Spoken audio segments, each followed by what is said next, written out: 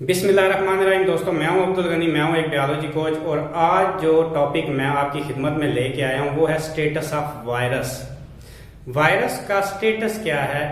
5 kingdom classification system हमने पीछे पढ़ा, उसमें वायरस को कहीं जगह नहीं मिली, तो उस वायरस का क्या स्टेटस है?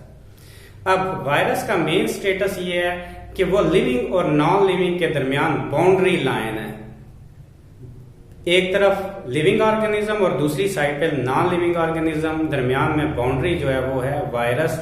वायरस के अंदर एक जो है लिविंग ऑर्गेनिज्म की प्रॉपर्टी पाई जाती है, that is the presence of DNA. Living organism की प्रॉपर्टी जहन नशीन करनी है। वायरस के अंदर डीएनए की मौजूदगी लिविंग ऑर्गेनिज्म की एक प्रॉपर्टी है जो वायरस के अंदर पाई जाती है।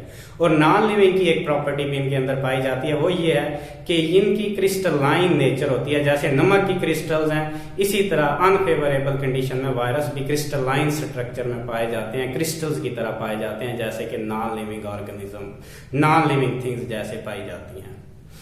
अब ये इनका जो है बाउंड्री लाइन बन गई है लिविंग और नॉन लिविंग के दरमियान। लिविंग का एक करेक्टर डीएनए की मौजूदगी और नॉन लिविंग का एक करेक्टर इनके अंदर जो है क्रिस्टलाइन जो इनकी नेचर होती है वो है।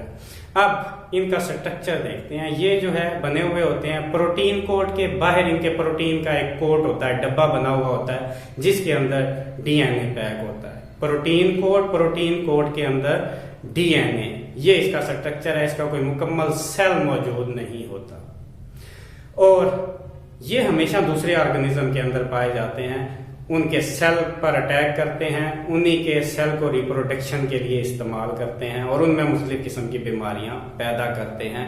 They always live in other organism and cause diseases in them. ये हमेशा दूसरे जानदारों में पाए जाएंगे और उनमें बीमारियों की वजह बनेंगे।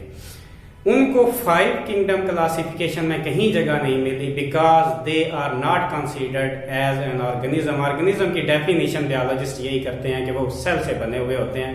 क्योंकि वायरस सेल के बने हुए नहीं है तो इनको ऑर्गेनिज्म कंसीडर नहीं किया जाता। ये है जी वायरस के बारे में, बाकी हम देखेंगे नेक्स्ट टॉपिक में। आज के लिए इतना ही। Thank you very much.